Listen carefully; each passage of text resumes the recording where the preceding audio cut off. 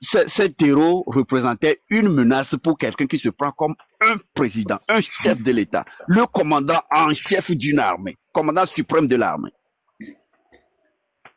Si cette personne réfléchissait à la sécurité de son peuple, est-ce que vous pensez qu'on devrait organiser une fête sur une durée d'une semaine à moins de 150 kilomètres du front? Donc, quelque part, c'est pour dire que ce qui arrive aux autres ne m'arrivera pas parce que le malheur me connaît. Ou bien le malheur m'épargnera. Donc, si le malheur peut vous épargner, là, c'est un malheur manufacturé.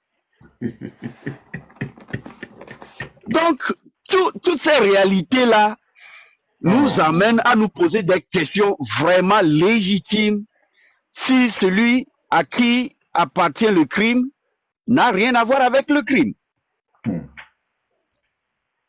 Celui à qui profite le crime a toujours quelque chose dans le crime.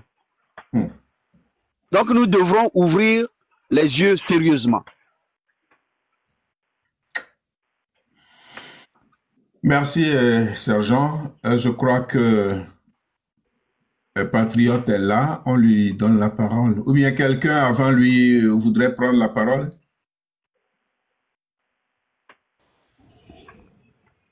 Oui, en fait, je voulais dire un petit truc là. Allez-y très rapidement parce que vous avez déjà parlé, je crois, une, deux, trois. Voilà. Récemment, Lomé, je pense que j'ai un oncle qui a été victime de cette histoire-là. Il est chauffeur de Titan. Ils ont pris les bagages sur le port.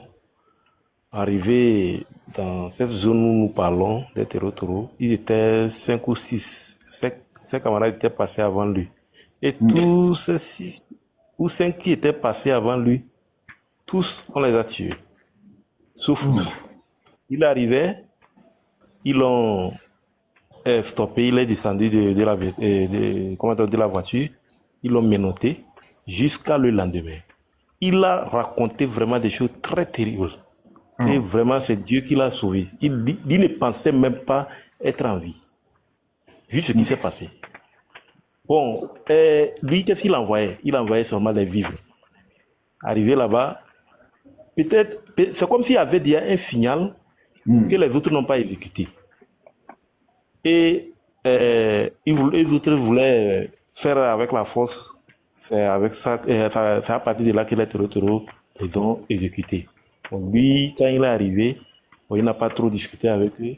Ils ont pris seulement, ils ont vidé seulement le Titan. Et le lendemain, ils l'ont détaché. Ils l'ont dit de retourner. Quand on causait de ces faits, il y a un frère qui dit non que le gouvernement n'est pas au courant de ça. Il était énervé, je l'ai dit, il n'a qu'à dégager là-bas. On prend les choses, les vivres ou bien on prend les bagages au port, quelque chose qu'on a mis au port et que ça a été bien vérifié. S'il n'y a pas un signal, s'il n'y a pas un code entre ce territoire et le gouvernement, comment ceux-là vont arriver là-bas et on va les stopper? Pourtant, souvent ces marchandises-là, ils vont jusqu'au Mali et autres avec ça, au Burkina et autres ça avec ça. Et comment ils ont su qu'il y a des trucs et des choses comme ça dedans et ils les stoppent là-bas pour retirer ça? S'il n'y a pas un signal, il n'y a pas une communication entre cet territoire-là et ceux qui travaillent au port. Et on va dire que le gouvernement n'est pas au courant de ça. Des fois même, il y a les armes qu'on fait passer par là pour aller les choses, les donner. Donc, franchement, ça fait peur, quoi.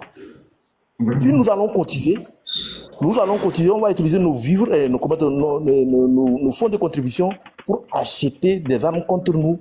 Vraiment, chers Togolais, il est temps qu'on réfléchisse. C'est ce que j'ai à dire. Parce que il y a Lyon qui veut poser des questions. Donc, patientez encore, patriote, quand Lyon finit de poser sa question. Mokhtar, je vous informe qu'il y a 2 personnes de haut niveau de l'AES dans votre panel que nous venons de détecter dans nos labos et ils sont en train de vous suivre avec une attention particulière. Monsieur, notre invité, Kokovi, il est toujours là? Je Oui, suis là, je suis là. Kokovi, donc ça veut dire, en regardant ou bien en écoutant tout ce que vous venez de nous expliquer avec la connaissance militaire, l'utilisation du port autonome de Lomé par les pays de l'AES, parce que nous voyons aujourd'hui que le capitaine Ibrahim Traoré et Assimi Goïta et Tianine utilisent le port autonome de Lomé pour pouvoir faire convoyer leur matériel de guerre contre les terroristes, les djihadistes, les bandits, les drogués là, qui sont téléguidés par la France et certains présidents africains pour pouvoir déstabiliser l'AES, le pays Sahel. Donc, l'utilisation, tout ce que vous êtes en train de dire actuellement, avec une certaine logique, s'avérait vrai. Donc, l'utilisation du port autonome de Lomé constitue un risque énorme pour les pays de l'AES. Est-ce vrai ou faux? Oui, bien. Pardon, sergent, avant de lui répondre à sa question. Je n'ai pas bien compris ce que Lyon a dit. Qui sont ceux qui nous suivent de près? Je dis, nous venons à travers nos livres d'information, il y a des gens, il y a 2 responsables de haut niveau de pays de l'AES qui vous suivent attentivement parce que je pense bien que le développement plaît à des gens et puis ensuite ils sont connectés, ils sont avec vous. C'est le temps de leur dire bonsoir et bonjour pour tout ce que vous êtes en train de faire au niveau de l'AES. Bon, ma question à Kokovi, nous avons vu que les pays de l'AES qui sont dans une logique de lutte accrue, de lutte normale, légitime contre les terroristes, les djihadistes là aujourd'hui, qui sont entretenus bien sûr par, bon, d'après toutes les informations, certains...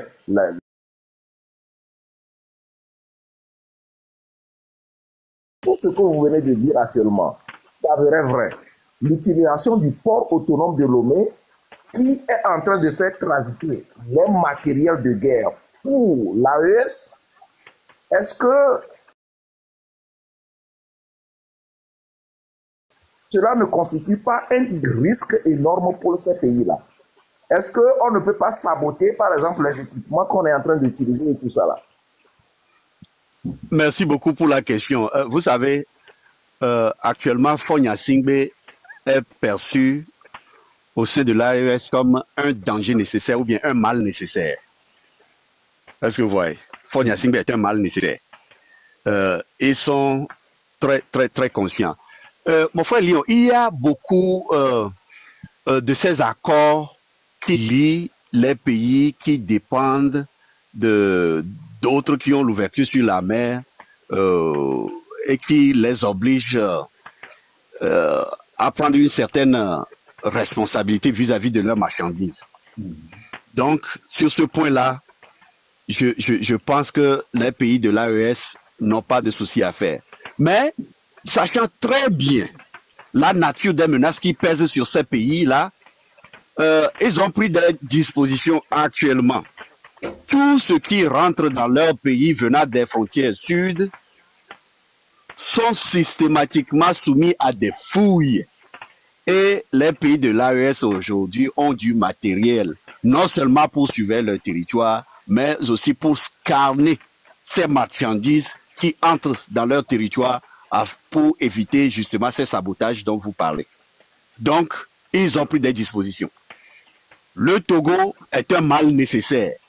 Mais vu la dernière visite du président Mahama au Burkina, vu tout ce qui a été proposé pour le relancement d'une autre forme de coopération entre le Ghana et le Burkina, par exemple, je vous dis le mal nécessaire que constitue Fonya Singbe pour l'AES, eh bien, ils seront capables de s'en passer.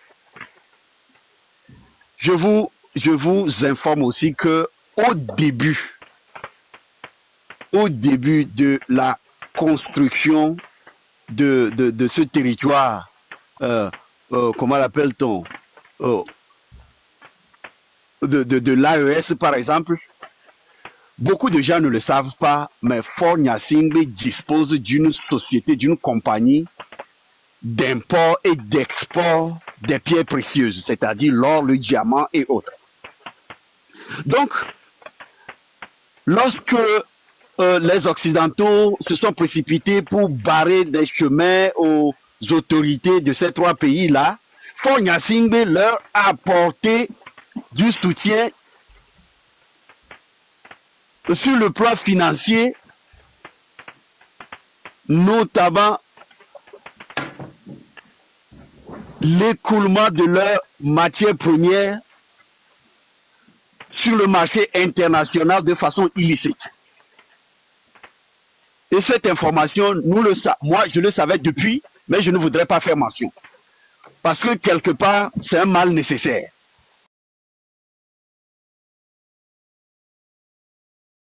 À bon port sur son projet de souveraineté.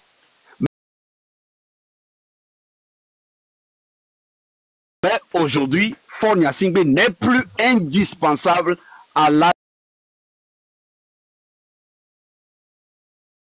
Est-ce que vous voyez? Si ce n'est que le port autonome de Lomé qui est le seul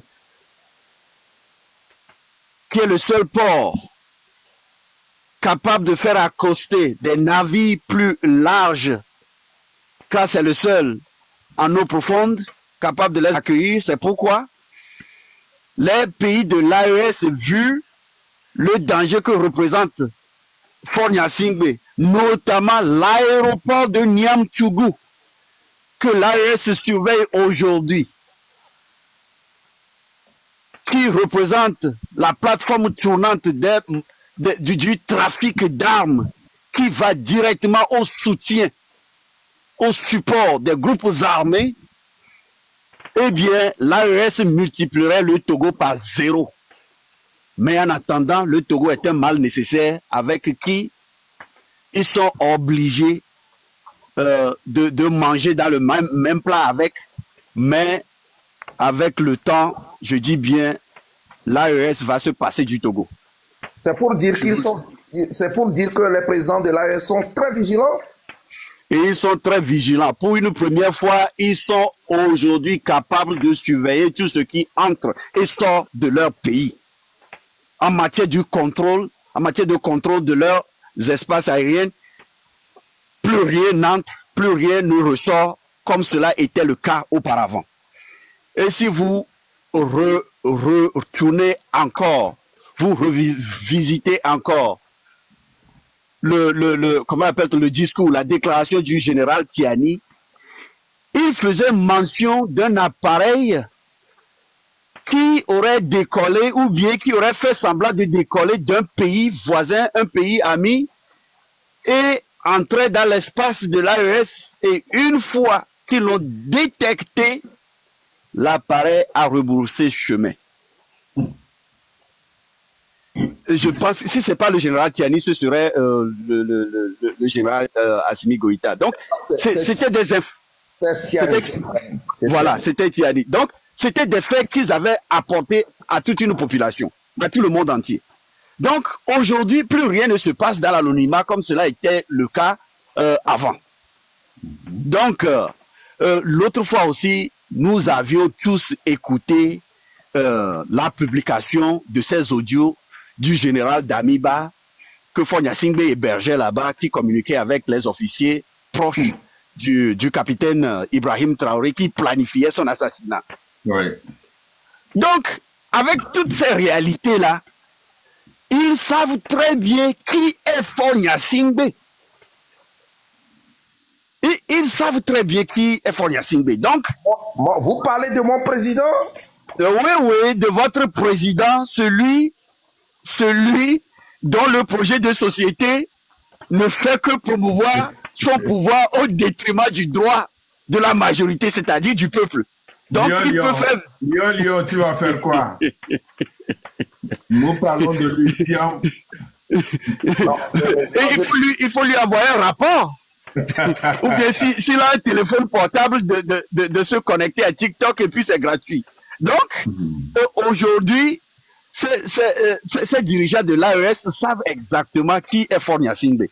Même si nous qui sommes là pour conscientiser, comme activistes ou que nous soyons en train de parler, mais les gens là savent trop de choses que nous ne savons même pas sur le danger que représente Faure Gnassingbé. Nous savons tous que par le Togo, je vais être précis, que c'est Faure Gnassingbé qui a envoyé le matériel de répression au Burkina pour réprimer, pour empêcher le peuple burkinabé d'obtenir ce qu'il voulait. Nous le savions tous. Donc, il a, je ne sais pas, cette culture d'empêcher les peuples togolais qu'il veut exporter vers le Sahel. Donc, le peuple sahélien sait très bien ce que représente Faure Gnassingbé. Ils ont existé depuis les temps et le peuple sahélien existera sans le port autonome de Lomé. Ça, soyons sûrs. Ces gens ne sont pas prêts à hypothéquer leur souveraineté pour un criminel comme Faure Gnassingbé. Eux, ils travaillent pour leur peuple. Faure Gnassingbé se soucie seulement de son pouvoir, de la perpétuité de son pouvoir. C'est tout, rien d'autre que ça. Donc là, il y a déjà un fossé entre eux. Et tout espoir et toute possibilité d'adhésion à cet espace AES, je dis bien, est mort-né. Est mort-né. Faure Gnassingbé est un mal nécessaire pour l'AES et ils le savent très bien. Il n'ira nulle part. Ok. Que son village natal de Pia. Merci beaucoup pour l'explication. Bon, Merci. On va devoir trouver satisfaction. La réflexion continue. au Merci beaucoup. patriote Fantomas. Bonsoir, patriote Fantomas. Bonsoir, doyen. Merci. Bonsoir. Ouais, j'ai suivi ouais, vos discussions. Félicitations à mon jeune frère Kokouvi pour avoir pris son temps et décortiquer de long en large ce qui se passe dans le nord du Togo, voire dans l'espace AES. Tout à fait. Et merci beaucoup. Voilà, je voudrais revenir un peu en arrière pour rappeler aux gens que ce fut le 20 juillet 2024 que Faure Gnassingbé était Monsieur Faure. Voilà, moi je ne l'appelle jamais président parce que il n'en est pas digne. Voilà. Monsieur Faure Gnassingbé était en pleine fête dans la Kosa, dans sa zone natale, quand les terreaux ont attaqué l'armée à Pepakandi, un poste avancé, qui était bien garni, je pense. Ils ont été attaqués. Bon, les militaires qui étaient là-bas n'ont pas pu se défendre. Voilà. Vous vous rappelez comment attribuer même cette attaque? Parce que c'est le comportement de M. Faure Gnassingbé. Alors, étant incapable de donner la vraie formation et les outils nécessaires aux militaires togolais, a voulu nous attribuer cette attaque. Voilà, heureusement que les réseaux sociaux sont là. Merci, Sakma. Ouais, nous avions réagi promptement en ce moment précis pour montrer à l'opinion que c'est son incapacité à diriger, à former, c'est son incapacité qui était dévoilée publiquement. Et il a tenté de de jeter les déboires des militaires sur nous. Bon, heureusement, ça n'a pas marché pour lui. Voilà. Le sergent Kokoui a tout dit pratiquement. Mais la fois dernière, le Gbagbo Kone, le jeune Gbagbo Kone qui a été, je dirais, torturé par les Français et qui est arrivé au Burkina, a fait un direct pour présenter ses excuses à M. Faure Gnassingbé. Bon, jusqu'à aujourd'hui, nous n'avons pas bien compris. On aurait souhaité qu'il aille au fond pour qu'on sache pourquoi il est revenu en arrière par rapport à M. Faure Gnassingbé. Voilà. Comme l'a dit Kokoui, M. Faure Gnassingbé est un mal nécessaire. Vous savez, il y a sur le plan mondial, les pays enclavés, peu importe ce qui se passe, peu importe les relations, les pays enclavés ne doivent pas être bloqués ou sevrés de leurs marchandises. Quel que soit le problème, on doit ouvrir la mer ou l'océan pour qu'ils puissent vivre. Voilà. Mais au niveau de la CEDEAO, à un certain moment, certains pays ont, d'une manière, je dirais, inhumaine, ont fermé leurs ports parce que, je pense, la France était derrière, en train de pousser la CEDEAO à punir les pays de l'AES parce qu'ils ont décidé de se séparer d'eux. Voilà. Donc, sauf la Guinée en ce moment et le Togo qui avaient ouvert leurs ports pour eux. Est-ce que c'est ça qui justifie qu'on dise aujourd'hui que M. Faure Gnassingbé est membre fondateur de l'AES? Certains le disent, hein? Ou qu'il fait partie de l'AES en sourdine? Nous ne savons pas. On aurait souhaité que Gbagbo Kone aille au fond pour nous sortir quelque chose. Parce que, vous savez, M. Faure Gnassingbé, c'est quelqu'un qui s'occupe uniquement de son pouvoir. Il veut être, je ne sais pas, le roi du Togo maintenant, puisqu'il a changé la constitution pour continuer de régner ad vitam aeternam. Voilà, il n'écoute pas son peuple. Alors que les pays de l'AES, les 3 officiers, il y a 2 officiers généraux, un officier subalterne qui dirige leur pays, mais eux, par contre, écoutent leur peuple. Et ils sont venus parce que leur pays était en crise, leur pays était en guerre, ou leurs pays sont en guerre, donc ils sont venus pour aider leur peuple à s'en sortir. C'est grâce à eux, les étrangers qui étaient dans leur pays, qui faisaient double jeu, c'est grâce à eux, tout le monde a commencé à voir clair.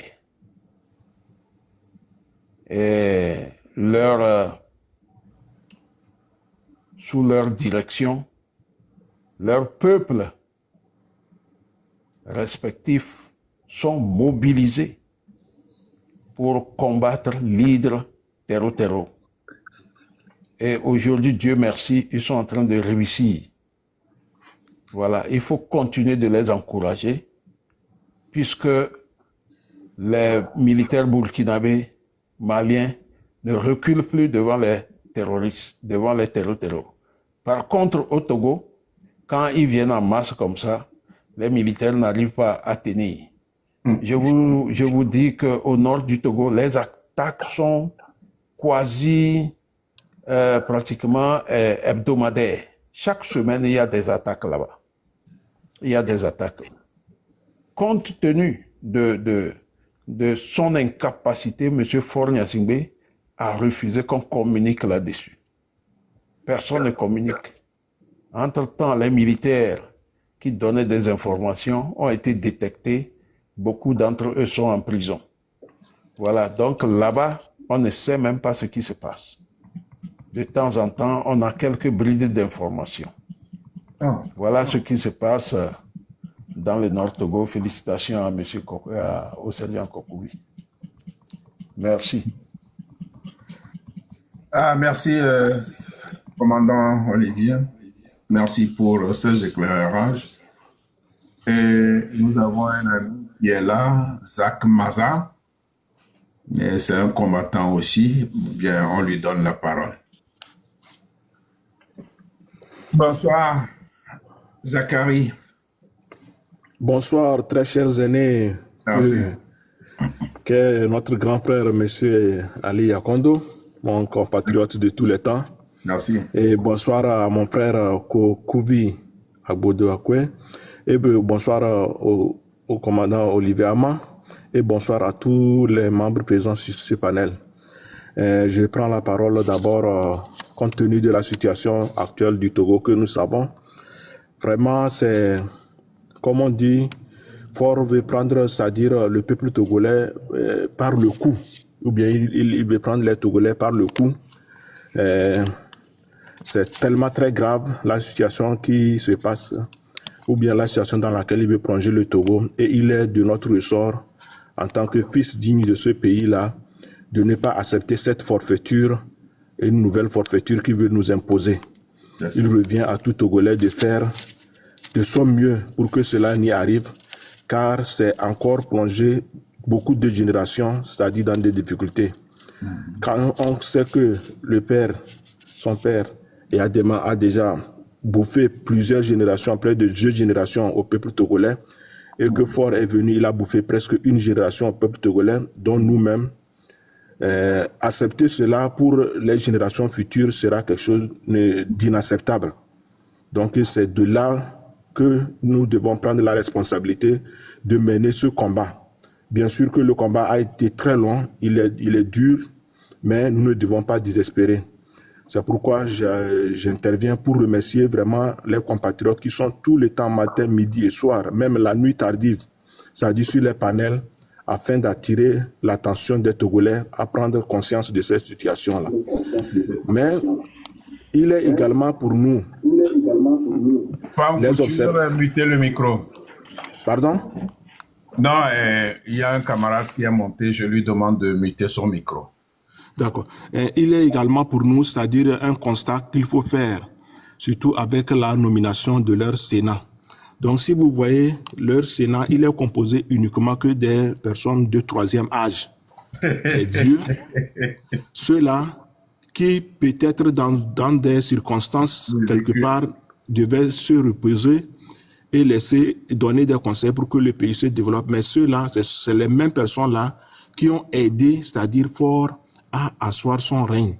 Donc, quelque part, il faudrait que l'histoire puisse retenir les hommes-là, le nom de ces hommes-là qui sont dans le Sénat-là. Ce sera très important au moment où le Togo connaîtra le changement. C'est des personnes qui devront répondre de leurs responsabilités. Parce que il y en a beaucoup qui n'ont pas une histoire du Togo qui est normale. Ils ont fait souffrir les Togolais, ils ont fait quitter beaucoup de Togolais et c'est eux-mêmes qui sont les grands pilleurs, c'est-à-dire du Togo. Ne prendre seulement que l'exemple du président du Sénat, qui est M. Barry Moussa Barké.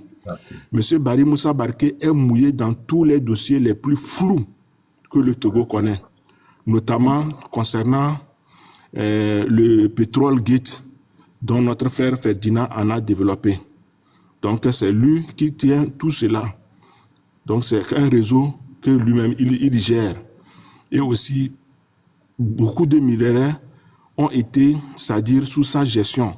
Donc, il y a beaucoup de dossiers que nous avons concernant la personne et qu'au moment venu, les Togolais doivent savoir combien de mal ce monsieur-là a fait depuis le temps de Eyadema jusqu'au temps de Faure. Donc, concernant également le cas que notre frère Olivier m'a développé, le cas de l'AES, vraiment, nous les Togolais, nous devons être très conscients que c'est une bonne chose à donner. Parce que dire que Faure, c'est-à-dire un des partisans, mais non affiché de l'AES, soulève beaucoup de questions et beaucoup d'interrogations. Comment, si on voit comment l'AES a été formé, combien de moyens a-t-il investi pour qu'il soit un des membres fondateurs? Quand on voit que le pays, le Togo, aucune infrastructure digne de ce nom-là, de ce nom ne peut être citée au Togo. Nos marchés sont brûlés. Nos maires souffrent du matin, midi et soir. Il n'y a aucune infrastructure sanitaire digne de ce nom au Togo. Et même nos routes, elles ne sont même pas très bonnes. Donc, quelque part, dire que Faure est un membre fondateur non affiché de l'AES, cela doit interpeller vraiment les Togolais à prendre, c'est-à-dire sous la loupe, ce monsieur-là. Parce que c'est les richesses du Togo qu'il est en train d'engloutir. Et quelque part aussi, il faut savoir que s'il le fait, c'est comme une femme qui arrive à capter la nudité d'une personne et qu'elle prend ça pour le faire des chantages. Donc, c'est quelque chose comme ça que Faure est en train de faire, parce que c'est lui qui héberge, c'est-à-dire tous les mauvais substrats de l'AES, à commencer par, comment dit, une partie de la famille du président du Niger, et puis l'ancien président de Burkina Faso, et d'autres hauts gradés, ou bien une partie de l'opposition malienne. Donc, il tient toutes ces personnes-là par l'Est, comme on tient un petit chiot par sa corde. Donc, il peut le tirer quand il veut et il peut le relâcher comme il veut.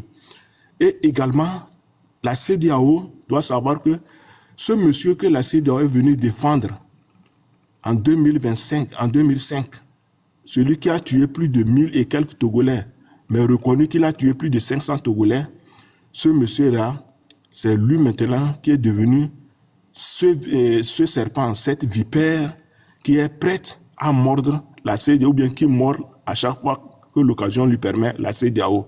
C'est à cause de lui que le verrou des 2 mandats dans la sous-région a été sauté. Vous voyez? Donc, c'est un monsieur normal qu'on doit traquer partout où il est. Le peuple togolais, comme la CEDEAO et l'opinion internationale, doit traquer ce monsieur partout où il est. Et il doit répondre, c'est-à-dire de toutes les atrocités dont il a fait subir au peuple togolais.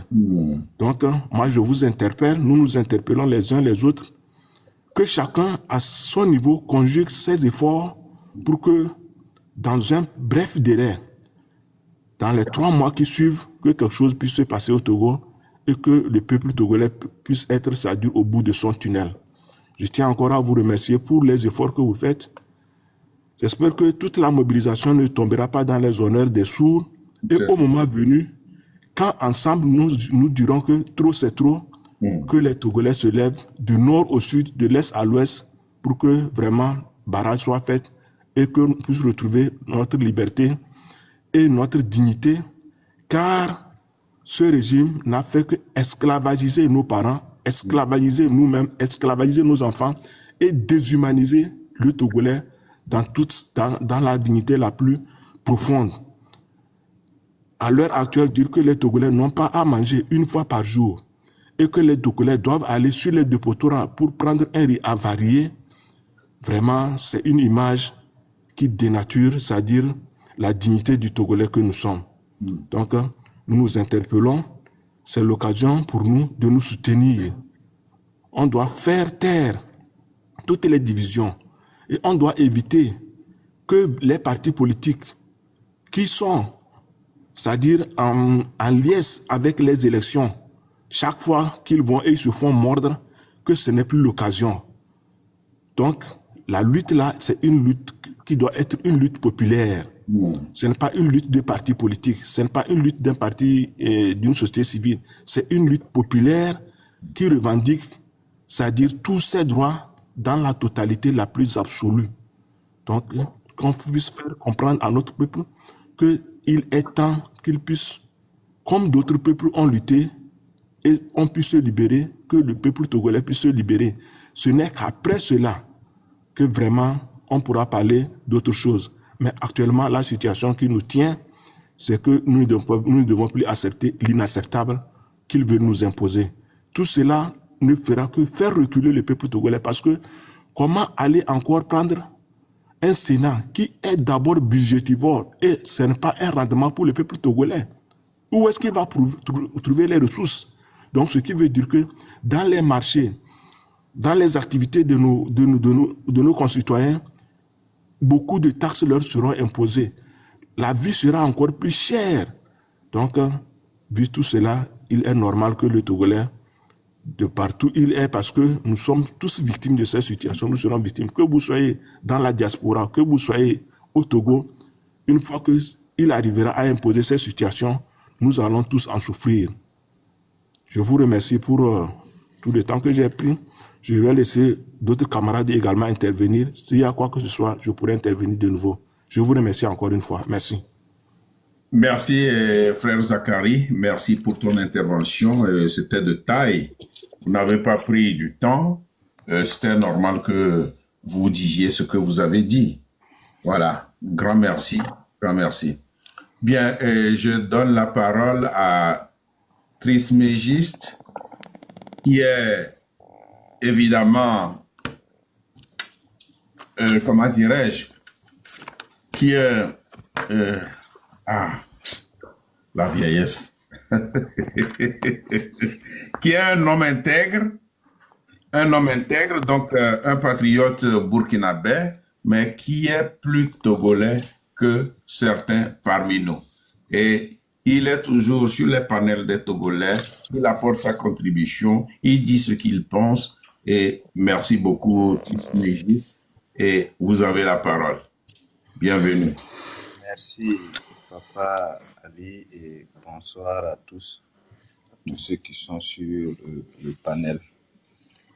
Moi, je voudrais simplement faire une remarque sur le débat actuel. Vous voyez, il y a beaucoup de gens qui se versent sur le débat Togo est parrain de l'AES, Togo est quoi. Pourtant qu'il y a un vrai combat de sensibilisation qui est là, à être mené. Est-ce que les gens ne pensent pas que c'est une perte de temps à sortir, dire non, le Togo est ça, le Togo, pendant que le vrai combat de sensibilisation et de mobilisation est là? Vous voyez, parce qu'il y a certains encore qui pensent que c'est une organisation ou un pays qui apportera son aide pour que les Togolais puissent se libérer. Pourtant, le vrai combat incombe aux Togolais. Et quand les Togolais vont se lever véritablement, aucune organisation ne pourra les empêcher. Aucune organisation. Donc, que les gens arrêtent de prendre le destin du Togo pour aller lier à une organisation et après ils vont venir dire non, on est allé vers cela, ils nous ont trahis. Comme ce que les gens disent, la CEDEAO nous a trahis, la CEDEAO nous a trahis. Les pays n'ont pas d'amis, les pays n'ont que des intérêts. Et on n'a jamais vu un président d'un pays X être élu par la population d'un pays Y. Voilà.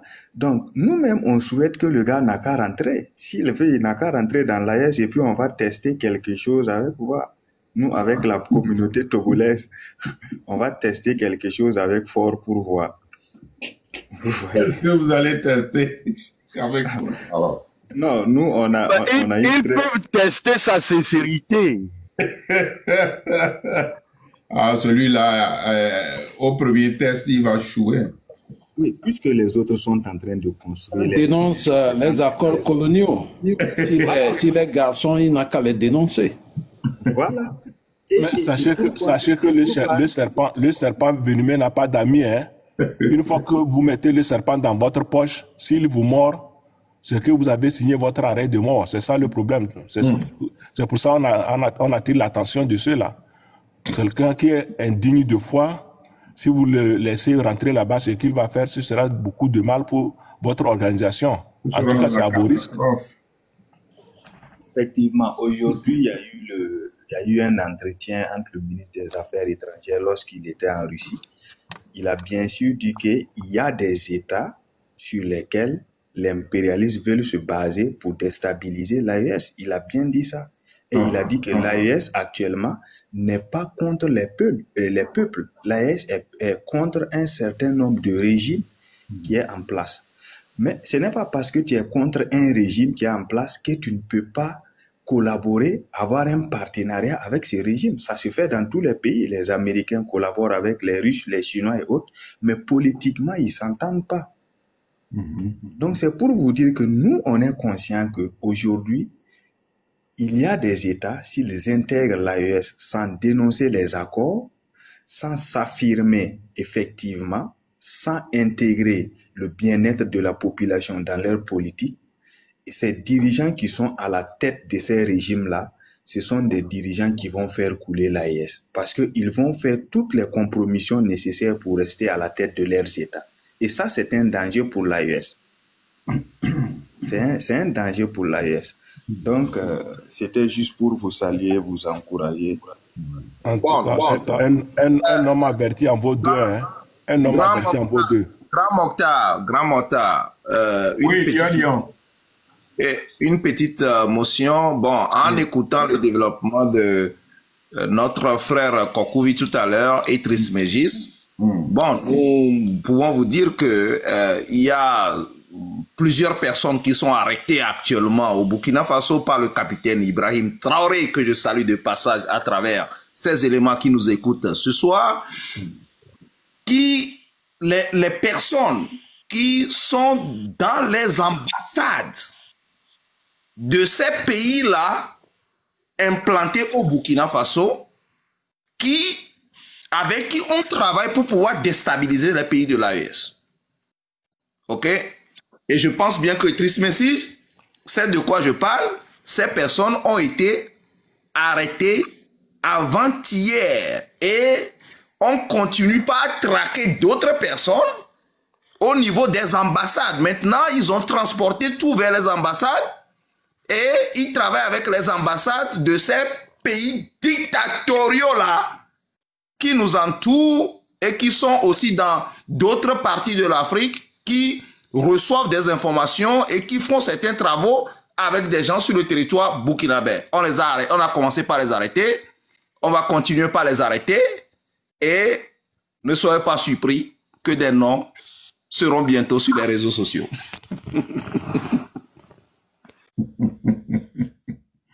Merci. Doyen, je voudrais dire quelque chose par rapport à ce que Lyon a dit.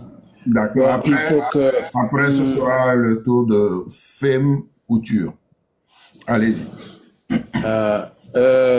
Vous savez, le Burkina, le Mali, le Niger, c'est des pays qui sont en guerre.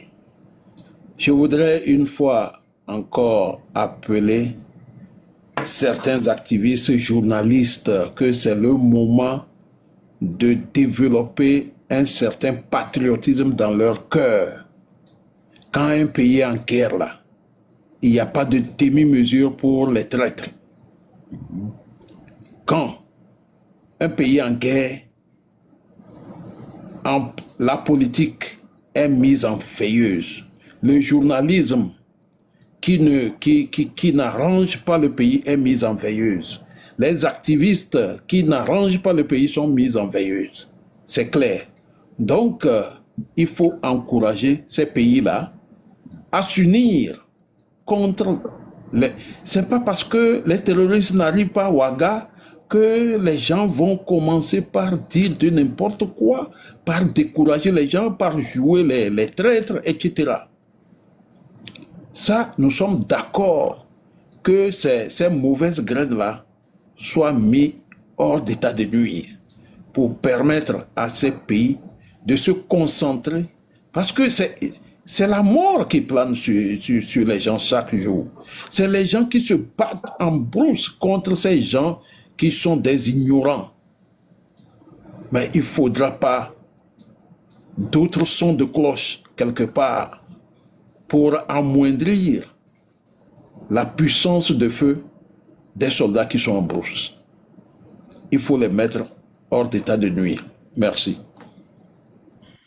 Merci, patriote. Bien, Femme Couture, vous avez la parole. Il est là, Femme Couture. Bonjour, monsieur Ali Akondo. Bonjour. Comment vous allez? Ça fait longtemps, on t'a plus vu dans les lives ces temps-ci. Qu'est-ce qui ne va pas? Tout va bien. Je suis là. Bon. Ok, ça fait plaisir de vous revoir de nouveau. C'est juste, moi je voulais dire à nos compatriotes togolais de comprendre que le Togo n'a plus de président depuis le mois de février passé. Et que le pouvoir est vacant au Togo. Femme Couture. Oui. Tu m'excuses. Il y a Trismégiste qui a demandé une motion là. Je crois que... Ok. Allez-y, Trismégiste. Oui, c'était juste pour ajouter de l'eau au moulin du papa patriote. Vous savez, la semaine dernière, il y a 3 journalistes de l'association des journalistes qui ont dit que les images publiées par la RTB et l'AIB, que c'est de la propagande. Ils ont eu à dire ça et on les a pris, on les a amenés au front. Ils ont été en première ligne et après ils sont venus dire que bon, que ce qu'ils ont vu là, que bon, ceux qui sont dans les bureaux qui écrivent quoi que ce soit, que c'est pas ça, que c'est pas ce qu'on voit sur le terrain, qu'effectivement sur le terrain, le travail, ce qu'on montre les images, c'est effectivement le travail qu'on fait. Donc, vous voyez qu'il y a des gens, il y a des officines, il y a des personnes qui pensent à chaque moment démoraliser la troupe au front, les VDP et FDS qui sont au front pour travailler. Et on les trouve partout, hein. Ils peuvent être dans les médias, ils peuvent être dans les ambassades, comme ce que Lyon disait.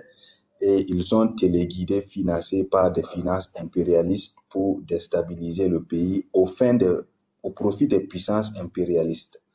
Donc, mais nous, on est serein. Quand tu sors et que tu dis que c'est ce qu'on fait en brousse n'est pas vrai, on t'amène et tu regardes. C'est toi-même qui vas venir confirmer si c'est vrai ou pas. Voilà. Merci et bonne suite à vous. Merci, juste. Ok. Bien, donc, Femme Couture, continue. Merci, monsieur Ali Akondo. En fait, moi, je voulais rappeler à mes compatriotes togolais que le pouvoir au Togo est vacant depuis le mois de février passé. Maintenant, c'est à nous, Togolais, maintenant, de comprendre que Faure n'est plus président du Togo. C'est un ancien président. Ce qu'ils sont en train de faire avec le Sénat et quoi là, c'est un non-événement. Nous devions comprendre ça. On ne peut pas caser des vieux retraités, des vieux dont leur compte dépasse la dette intérieure du Togo. Leur trouver encore des postes pour pouvoir, sucer encore notre pays. Ça, c'est hors de question. C'est à nous de savoir comment nous mobiliser pour mettre fin à cette comédie-là.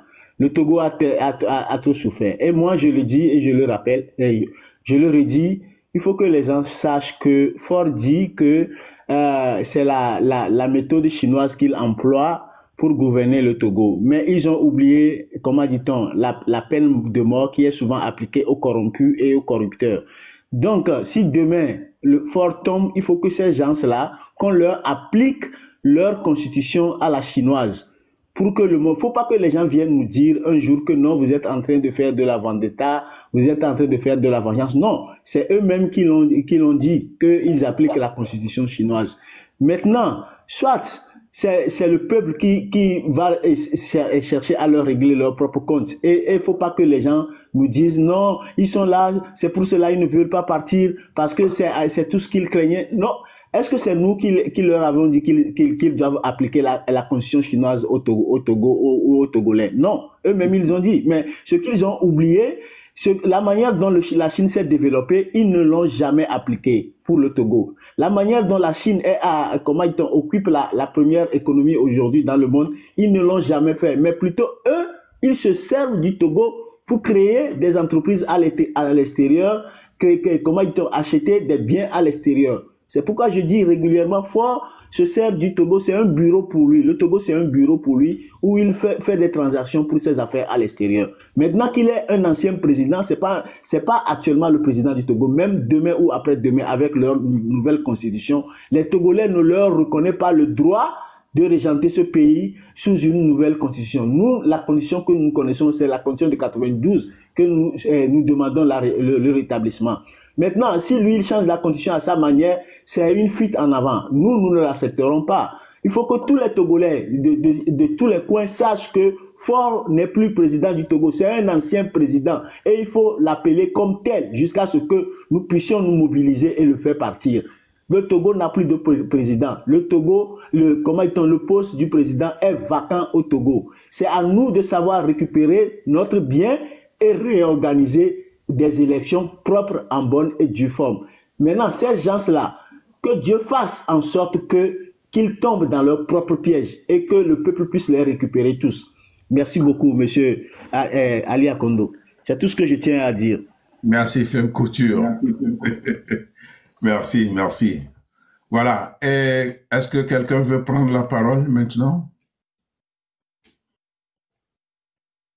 Ou bien le sergent dit quelque chose à propos de ce que Femme Couture a dit? Non, doyen, juste comment l'appelle-t-on, l'émission que nous faisons ce soir, bien sûr que ça concerne la situation sécuritaire du Nord Togo, oui. Mais également nous le situons dans le contexte de la sensibilisation à l'égard d'un groupe spécifique de Togolais que constituent les forces armées togolaises. Tout à fait. Donc, sachant que l'armée togolaise étant l'obstacle principal à l'obtention de l'alternance au Togo, et qui fait couler beaucoup de sang depuis l'aube des temps, il va falloir que nous essayions de nous attaquer en déconstruisant cette peur qu'elle a toujours infligée au peuple togolais. En les informant aussi que ce qui les arrive au front là-bas au nord Togo, ce n'est pas un hasard. C'est quelque chose, c'est une situation qui pourrait être évitée. Nous savons tous qu'un budget est toujours voté chaque année des centaines de milliards de dollars qui ne finissent que sur le compte bancaire de leurs supérieurs hiérarchiques au lieu de leur procurer d'équipements, du matériel nécessaire à la hauteur de la mission pour laquelle ils sont là-bas au Nord Togo. Et nous sommes en train de les appeler à écouter le cri du peuple. Et nous parlons aussi par cette occasion aux autorités légitimes qui disposent toujours de l'appareil d'État, qui contrôlent toujours l'appareil d'État, que si vraiment ils veulent que la lutte contre le terrorisme soit définie comme étant une priorité, c'est-à-dire ils veulent vraiment, ils affichent leur volonté de protéger la population togolaise, eh bien, le manque d'effectifs qu'on a actuellement au sein de l'armée togolaise, dû aux défections massives, eh bien, ils n'ont qu'à desserrer l'étau autour des localités de Sokodé, de Bafilo, de Baratao, de Mango et d'ailleurs, pour que ces soldats qui restent campés en permanence dans ces brousses-là, menaçant directement, soumettant directement ces populations paisibles à la peur permanente, de les déployer au nord pour que le militaire togolais puisse avoir une relève au front digne de ce nom, revenir auprès de sa famille pour le temps nécessaire de repos avant d'y retourner. Donc, nous nous adressons à tout le monde. Nous voulons seulement le bien du pays. Tout à fait. Et encore, je profite de cette occasion pour m'adresser à mes frères et sœurs soldats togolais qu'aussi longtemps que ces officiers de l'armée française seront présents au sommet de l'hiérarchie militaire de l'armée togolaise, autant leur malheur durera. La posture défensive n'est jamais adaptée au combat contre le terrorisme. Il faut adopter la posture offensive, c'est-à-dire aller chercher ces voyous dans leur retranchement pour qu'ils n'aient jamais la chance de s'organiser pour venir les attaquer ou tuer les populations civiles. Et si leurs supérieurs ne s'organisent pas, n'organisent pas des missions en ce sens-là, ou ne leur donnent pas le matériel capable de conduire ces missions offensives, qu'ils se posent des questions qui sont tout à fait légitimes. Être militaire ne veut pas dire qu'on doit nécessairement laisser sa vie de cette manière-là. Yeah. Donc leur vie a une valeur, leur vie ne sont jamais remplaçables. Ils doivent le savoir. Voilà. Merci, doyen. Merci, Kokouvi et Agbouleka. Merci beaucoup. Et s'il vous plaît, les amis, moi, je voudrais qu'en marge du thème que nous avons aujourd'hui, que soit le sergent Kokouvi ou soit le commandant Olivier nous parle de deux événements. D'abord, le premier événement, c'est la libération de Madame Agba Bertin. Certainement que beaucoup n'ont pas eu cette information. Donc, vous informiez tous ceux qui nous suivent ici et qui n'ont pas eu cette information. Et quand est-ce qu'elle a été libérée? C'est hier, c'est aujourd'hui. Je voudrais que vous donniez des informations davantage sur cette libération. Est-ce que cette libération a été sous condition ou bien c'est une grâce présidentielle et c'était pas sous une condition? Le deuxième point, c'est que pour information, il paraît que l'Union européenne a émis une déclaration concernant le Togo. Qu'en est-il au juste? Voilà. Donc, au sergent Kokouvi ou bien au commandant Olivier de nous en parler. Voilà, je prends la parole. D'accord, merci. Bon, pour Madame Agba, elle a été libérée avant-hier. Je pense que je laisse Monsieur Ferdinand Haïté qui va donner les détails demain. Ce qui est sûr, elle est malade. Elle est sérieusement malade. Elle a été opérée d'un cancer. Elle était en convalescence avant d'être arrêtée pour des futilités. Elle n'a rien fait contre le régime du Togo. Mais étant donné que elle a fait le mariage et elle est aussi héritière des biens de son mari dans le pays. Vous savez, quand son mari quittait brusquement ou précipitamment le Togo, il avait beaucoup d'argent sur un compte à l'UTB. Voilà. Le compte était saisi par la justice, non, plutôt par le gouvernement togolais, quand il était en prison. À sa sortie, il est parti précipitamment et après un an, les comptes ont été vidés. Voilà. La femme étant revenue, elle a démarré les formalités pour bénéficier, elle et les enfants bénéficier des biens de leur père.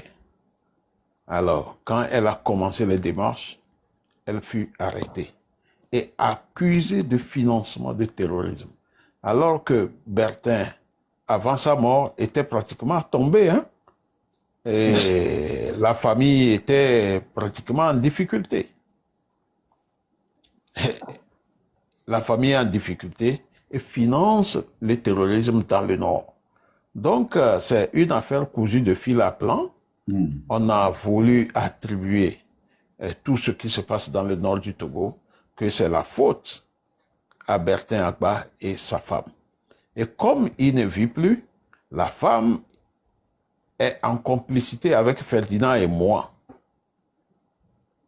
Et que l'attaque du 20 juillet dernier, c'est moi qui étais pratiquement sur le terrain pour mener cette attaque. Voilà. Elle a été libérée à cause de ses soins. Et vous auriez constaté que le dimanche dernier, M. Ferdinand était revenu en long et en large sur ses conditions de détention et avait interpellé les gens à qui M. Bertin Agba a fait beaucoup de bien et qui sont autour de Fort Gnassingbé. Voilà. C'était le dimanche. Et le jeudi, elle a été libérée. Mais par contre, le jeune frère de Bertin Agba est toujours détenu avec leur cousin. En ce qui concerne l'Union européenne, c'est Madame Adjamagbo qui, je pense, elle était à Bruxelles, hein, ou à Strasbourg, je ne sais pas. Mais quand même, il y a eu une résolution qui est sortie sur le Togo. Et ils ont fait cas aussi de l'attaque planifiée par le régime de Fort Gnassingbé, l'attaque du député de la CEDEAO, Guy Marius Sagna. Voilà. Voilà tout ce que j'ai à dire sur ces deux informations. Voilà. Et donc, il me semble aussi qu'ils ont fait cas du fait qu'on n'autorise pas les manifestations, le manque d'expression libre au pays. Oui. Ok. C'est des faits avérés que Mme Adjamagbo en tant que députée du Togo, elle a saisi l'Union européenne. Voilà. Mais ça ne doit pas nous amener à regarder l'Union européenne. Ils ont toujours fonctionné comme ça. Ils peuvent prendre des sanctions. Le travail, c'est à nous le travail. C'est à nous le faire travail. dégager ce régime. Il faut dégager ce régime-là. Absolument, il faut les dégager. Tout à fait. Bien, chers amis, il nous reste 19 minutes. Il est 2h41 ici et donc à 3h juste, on arrête le live pour que nous puissions nous reposer. Merci. Bien, quelqu'un voudrait prendre la parole? Oui, moi. Oui, Lyon, allez-y. Bon, Mokhtar, vous savez, cette affaire de Madame Agba Bertin, vous savez, moi, quand je lis et j'écoute cela, ça me fait pitié. Parce que ceux qui ne connaissent pas Bertin Agba et sa famille, ce sont eux qui peuvent croire à ce genre de choses. Moi, je connais Bertin. Ok, je connais bien Bertin. Pour ne pas aller en détail. La femme là n'a rien à foutre avec quoi que ce soit. Bertin aussi n'a rien à foutre avec quoi que ce soit. Bertin, c'est un homme de cœur. Moi, je me souviens tout récemment, même avant sa mort, quelques jours avant sa mort, voilà, mon téléphone sonne quand j'étais dans un accident de voiture. Et je lui posais la question, boss, comment vous saviez que je suis dans un accident? Et il me répond, c'est aujourd'hui un moment de dire aux gens, les gens qui ont de bon cœur, regardent tout le monde. Dit que voilà, quelque chose m'arrive de vous appeler. J'ai dit que, boss, je suis dans un accident. Je suis même sur la route. Voilà. Ça veut dire que des gens de bon cœur regarde tout le monde. Là, cette dame qu'on a interpellée à Lomé, c'est des histoires. La dictature, quand la dictature a peur, c'est toujours des choses comme ça que la dictature fait pour pouvoir tromper la vigilance des gens. Aujourd'hui, je suis en train de lire quelque chose. Même si on dit aujourd'hui que Agba Bertin vient de décoller un avion quelque part, je pense bien que tout le pouvoir de ce pays-là va commencer par paniquer. Parce que l'homme, c'est quelqu'un, un homme de cœur, c'est un homme qui ne cherche pas du mal aux autres. Il cherche toujours et toujours le bien-être des autres et de son pays. Et pour cela, on le poursuivait jusqu'à le tuer. Et puis ensuite, on veut éliminer toute sa famille. L'enfant de Agba Bertin ne connaît rien, par exemple, même de la situation du Togo et tout cela. Les frères ne connaissent rien. On amène toutes ces personnes-là dans cet imbroglio politique du Togo. C'est pour vous dire que notre pays a juste des problèmes. L'investigation même est erronée. Les choses, tout ce qu'ils sont en train de faire n'ont aucun objectif. Ce pays, nous devons faire tout et tout pour corriger comment le pays est en train de rouler pour le bien de nous tous. Je m'arrête là-bas. Merci Lyon. Merci beaucoup. Est-ce que King, depuis là, tu n'as rien dit? Tu voudrais dire quelque chose? King? Je voulais ajouter quelque chose selon ce que M. Lyon a dit. En fait, le pouvoir togolais, c'est un pouvoir tellement schizophrène que c'est un pouvoir qui trouve le mal un peu partout. Vous voyez la dame Afiwawi Atisso, Françoise, dit à Madame Agba Bertin, ce n'est pas une personne qui peut même, comment dit-on, faire du mal même à une mouche. Telle que moi je la connais, parce que nous avions suivi une formation ensemble. Moi, j'étais étonné que quelqu'un de simple et de noble comme ça, que fort, comment dit-on, a pu avoir l'audace d'arrêter. Ce qui veut dire que vous voyez comment le monsieur a de l'insomnie un peu partout où il est. C'est pour cela qu'il ne peut pas faire une semaine à Lomé. Ça se voit. Arrêter une dame simple comme ça qui ne peut même pas faire du mal à une mouche, c'est aberrant, c'est aberrant.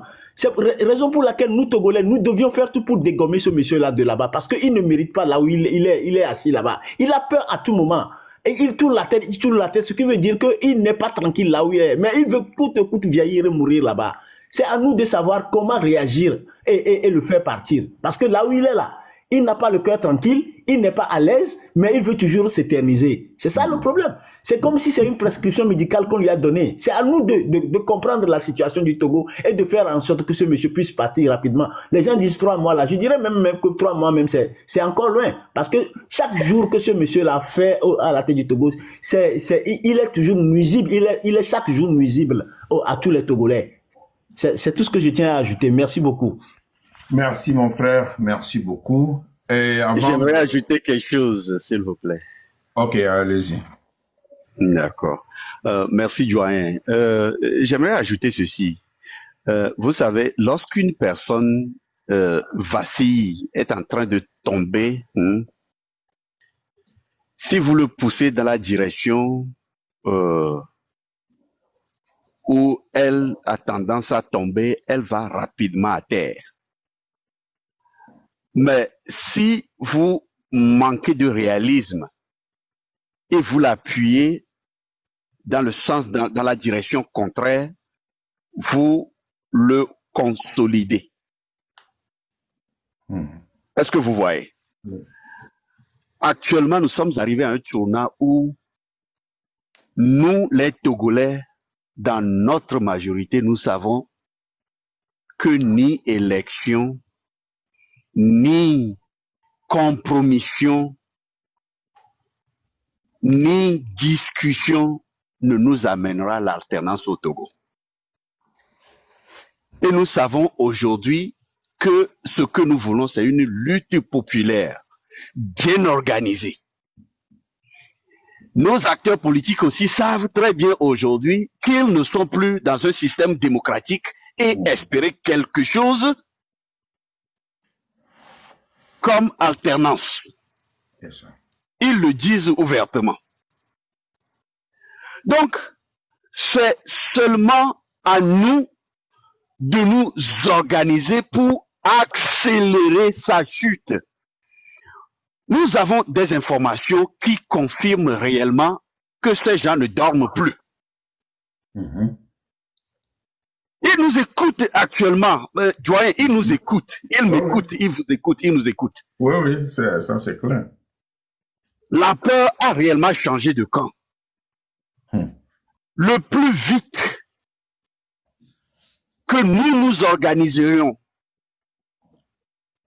pour mobiliser le peuple et l'accompagner dans un soulèvement, le plus tôt ces gens-là quitteront. Car au sein du système, nous savons qu'ils sont nombreux à ne pas aimer le fait qu'ils soient obligés de travailler dedans pour avoir le pain. Il y en a qui sont obligés à y être. Et nous comprenons très bien. Mais c'est à nous de nous organiser aujourd'hui. Les partis politiques ont leurs limites. Nous n'appelons aucun leader de parti politique à tenir des propos où on dirait que sa charte de parti politique est violée, alors que le RPT Uni est un parti politique tout comme les autres qui violent n'importe quoi sur son passage, et cette charte de parti politique n'est jamais appliquée à lui. On laisse ça de côté. Mais nous, peuple togolais, à l'heure où nous sommes aujourd'hui, nous sommes confiants, nous sommes convaincus que c'est une mobilisation populaire, bien organisée et accompagnée, fera dégager ces criminels du pouvoir afin que le peuple puisse se donner la chance de se reconstruire. Pour cela, s'il vous plaît, mettez la main à la poche. Toute organisation a besoin d'argent. Vous le savez, nous le savons. Le RPT Uni utilise l'argent pour nous désorganiser, pour maintenir le peuple dans cet état de terreur infernale. Mettons la main à la poche pour nous organiser, nous adapter à la situation que nous avons en face de nous pour prétendre obtenir un résultat positif. C'est tout ce dont moi je nous exhorte à regarder, à essayer. Merci beaucoup. Merci, sergent. Merci beaucoup. Et donc, en attendant de passer à la conclusion de notre live, je donne la parole à Franck qui vient de monter. Donc, après Franck, donc on passe à la conclusion de notre live. Et là, c'est sans doute 30 secondes. Hein. Je veux pas qu'on dépasse. Il nous reste 9 minutes pour arriver à 3 heures du matin ici en Allemagne. Merci Franck, bienvenue. Bonsoir. Maintenant c'est bonjour, hein, Franck. Ok, bonjour papa. Bonjour tout le monde. Bonjour King Zongo, Trismegis, Femme Couture, Kokuvi Agbokazak Maza et le grand frère patriote.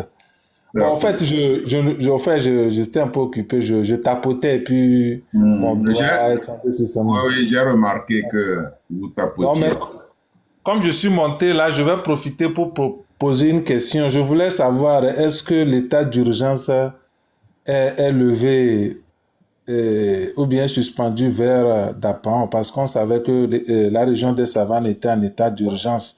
Et même en février, on avait empêché la population qui allait manifester pour réclamer de l'eau. On les a empêchés parce qu'on a sorti un communiqué pour dire que le Nord est en état d'urgence.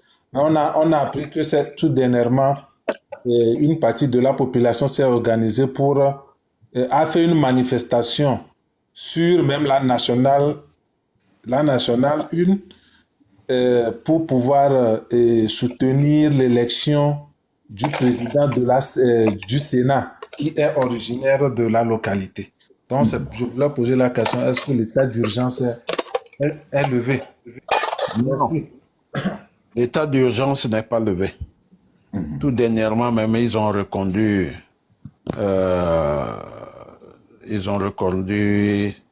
pour 6 mois cet état d'urgence-là. C'est pas levé.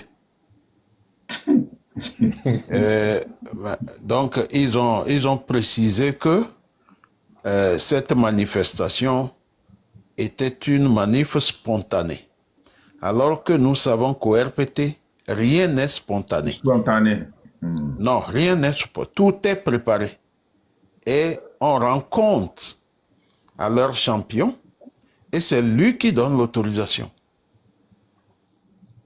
Donc, eux, ils ne font aucune formalité. Gendarmerie au ministère de la Sécurité, ils ne font pas de formalité. C'est eux qui règnent au Togo, donc ils font ce qu'ils veulent. Voilà. Pourtant, Le Sénat... Ok. Allez-y. Bon, je voulais dire, pourtant, en février, la manifestation de la population pour demander de l'eau, c'était aussi une manifestation spontanée, ce n'était pas une organisation qui avait... Ouais, mais ça ne les arrange pas. Ça ne les arrange pas. Donc, tu sais qu'au fin fond, au nord, là, ils sont partout. Et pour refuser, même aux journalistes indépendants de travailler.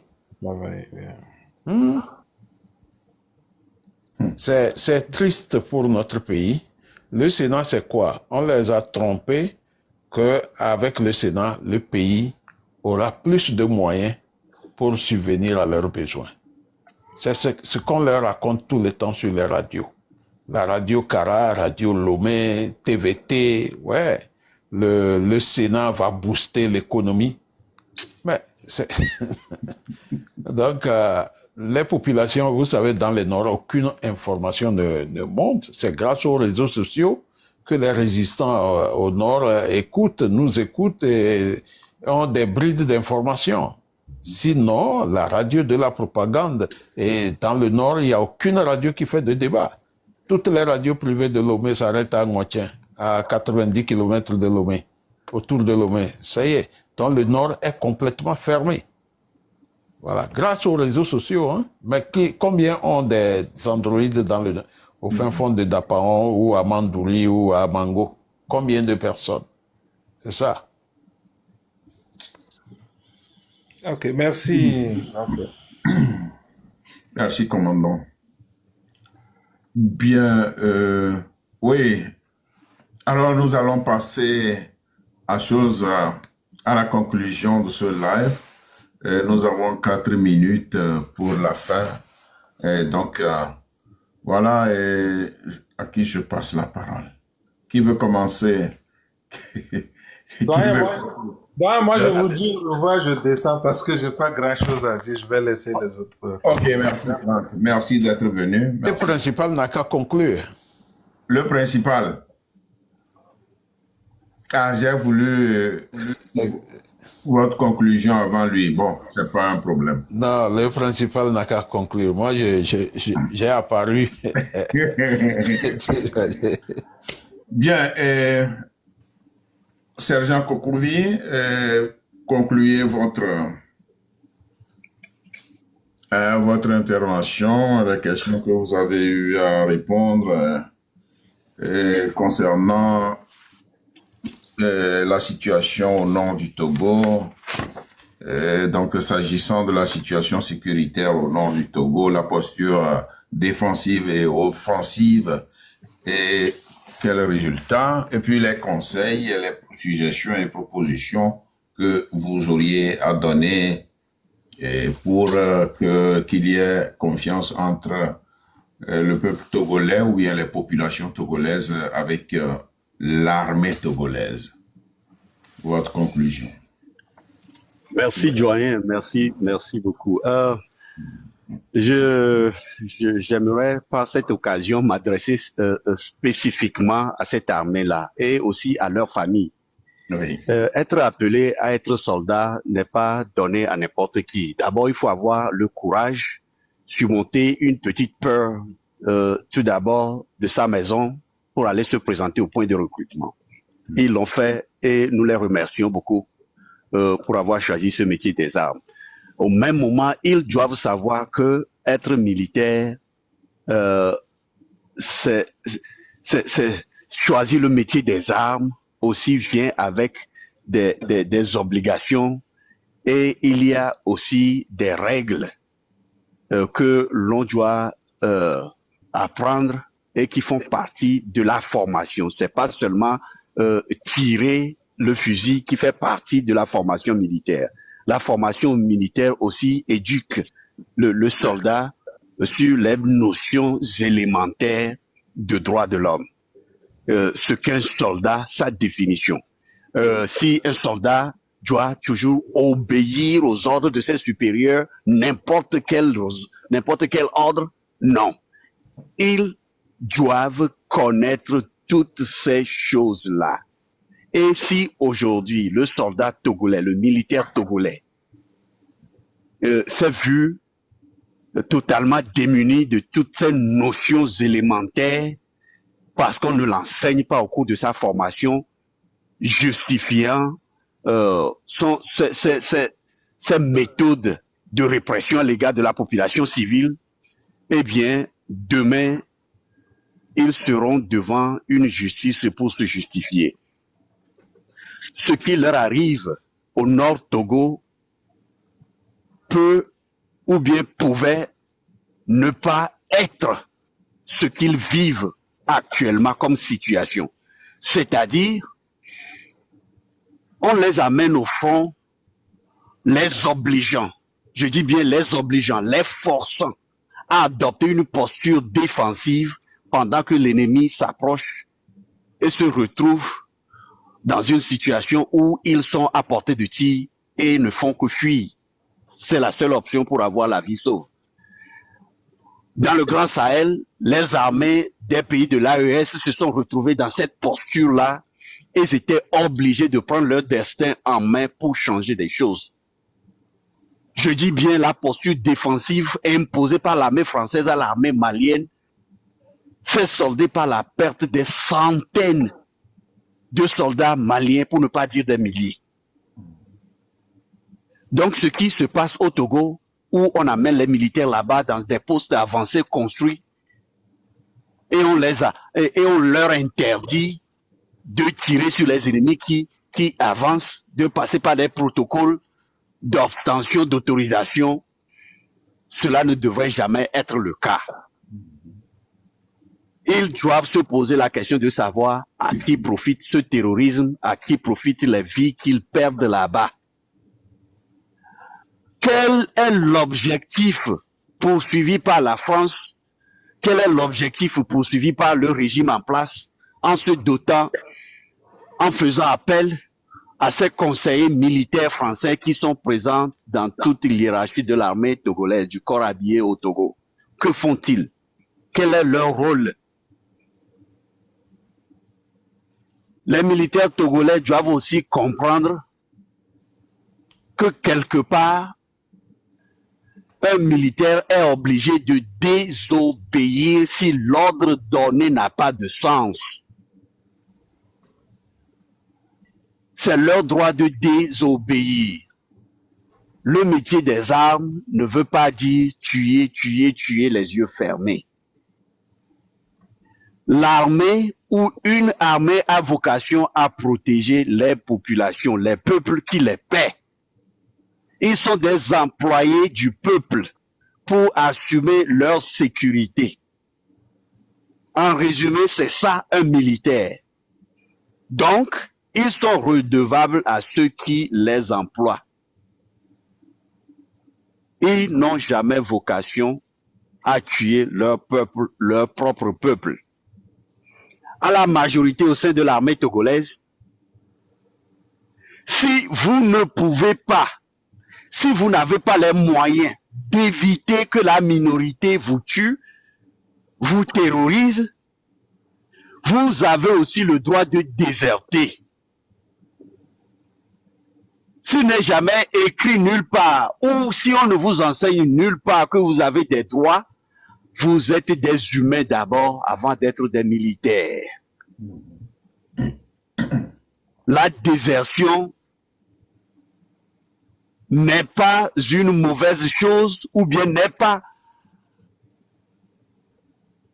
un fait qui devrait vous conduire devant une justice militaire parce que vous avez déserté faute d'obéir à des ordres qui ne vous demandent uniquement que de tuer des civils, ou bien vous avez déserté parce qu'on vous a démuni de moyens opérationnels. Vous ne serez jamais tenu responsable de cette désertion devant une justice militaire. Vous êtes des humains, comme les civils. Vous avez aussi des droits, tout comme des civils. Posez-vous la question, où est parti l'argent voté dans le budget de l'armée togolaise? Pourquoi on achète de l'équipement usé et pourquoi les drones qui sont censés repérer ces ennemis en termes de reconnaissance ne sont jamais utilisés pour minimiser la perte de vous, les militaires togolais, pour ne pas dire les populations civiles? Posez-vous ces questions, elles sont légitimes. Et si vous n'avez pas de réponse, prenez la décision qui épargne vos vies. Après, on aura la chance de rebâtir un Togo avec une armée professionnelle dotée de moyens opérationnels dans le respect de tous les paramètres de ce qui constitue l'art d'être militaire. Merci, doyen.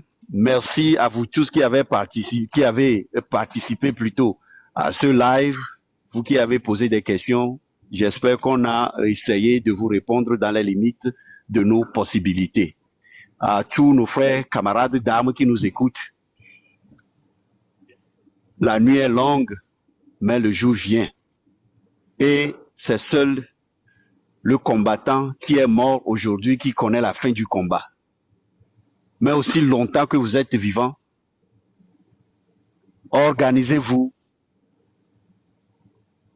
écoutez le peuple et aidez le peuple. Et le peuple vous aidera. Merci beaucoup et bonne nuit à vous tous. Merci. Merci, Sergent Kokouvi. Merci d'avoir... Je vais ajouter un mot avant de descendre, doyen. Ok, allez-y. Oui, en fait, nous devons comprendre que le mot ou bien la phrase qui doit manquer à l'armée togolaise au nord là-bas, c'est exécution avant réclamation. Ce qu'ils appliquent surtout aux citoyens togolais. Parce qu'on les a créés pas pour protéger le peuple. Voilà les difficultés qu'ils rencontrent aujourd'hui au nord du Togo.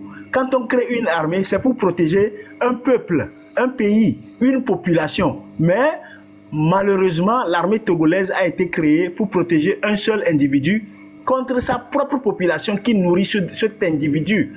Et voilà les difficultés auxquelles l'armée togolaise est confrontée.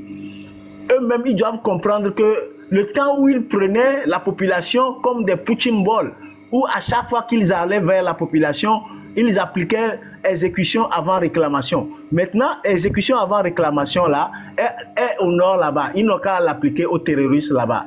C'est mon dernier mot, monsieur le doyen. Merci, Femme Couture.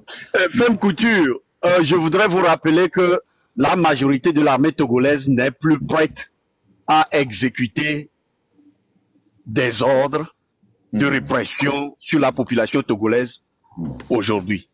Et c'est ça qui fait peur vraiment à cette minorité qui les prend en otage. Donc, c'est à nous de les aider pour qu'ils puissent nous aider. Voilà.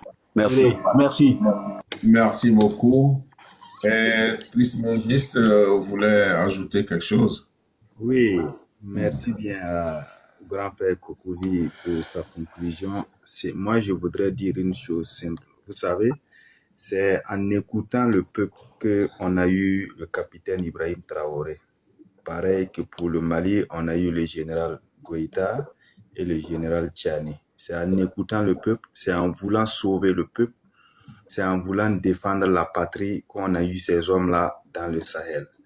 Aujourd'hui, on a ce même problème au nord du Togo et ceux qui sont chargés de défendre cette patrie-là doivent savoir que ceux avec qui ils collaborent, les coopérants français qui leur demandent de rester dans leur coin jusqu'à ce qu'on vienne les sortir là-bas pour les assassiner, ils doivent savoir que ces gens-là ont tenté ça au Burkina, au Mali et au Niger et qu'à la fin, on a compris qu'on ne pourra jamais vaincre les terroristes avec ces gens-là. Donc, on a décidé de prendre notre responsabilité et de protéger nos populations. Donc, nos frères militaires qui sont là-bas doivent comprendre ce paradigme-là et savoir qu'il est de leur droit et leur devoir de protéger les civils togolais, prendre leurs responsabilités et de libérer le peuple face à cette dictature-là qui se nourrit du sang des Togolais. Merci et bonne suite à vous. Merci Trismégis, merci beaucoup pour tout ce que tu viens de dire. Et ceux qui ne le savent pas, je viens de le dire, c'est un patriote burkinabé, un homme intègre et qui effectivement est avec le peuple togolais et chaque fois il prend la parole sur les panels pour soutenir le peuple togolais dans sa lutte et enfin les propositions, les suggestions qu'il apporte sont des suggestions de taille. Et merci à toi Trismégiste, merci beaucoup pour ta contribution. Bien, ce live prend fin, je n'ai plus rien à dire et le sergent Kopouvi a déjà conclu. Et je dis merci à Zachary aussi pour sa contribution, pour sa brillante contribution. Il a fait de bonnes propositions et grand merci. Merci aussi pour les fleurs. Et merci à King Zongo, mon fils, qui est resté toujours là. Je ne sais pas s'il dort encore ou bien il a les yeux ouverts. Merci à lui tout de même. Merci à notre grand combattant, je veux appeler ici le commandant Olivier qui est toujours debout aux côtés du peuple, qui nous donne enfin ses expériences qu'il a eues de l'armée et puis ses conseils à l'armée togolaise aujourd'hui. Voilà, donc merci à vous tous, merci et nous nous reprendrons prochainement pour un autre thème. Merci à toi sergent, merci beaucoup, merci infiniment pour tout ce que vous faites et vous tous ici, tout ce que vous faites pour le Togo. S'il plaît à Dieu, le Togo sortira de cette situation. Je dis que désormais, nous sommes tous les sentinelles. Nous sommes tous les sentinelles pour l'avènement d'un monde meilleur au Togo. Merci à vous tous. Grand merci et passez une bonne nuit. Merci. Au revoir.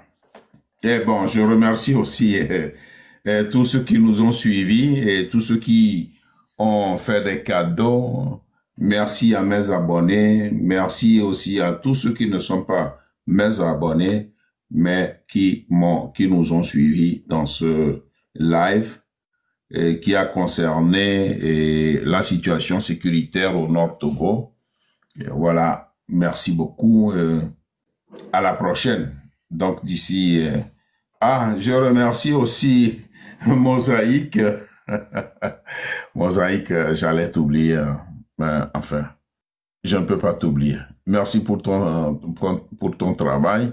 Merci pour ta modération. C'est gentil. Et tu le fais si bien comme toujours.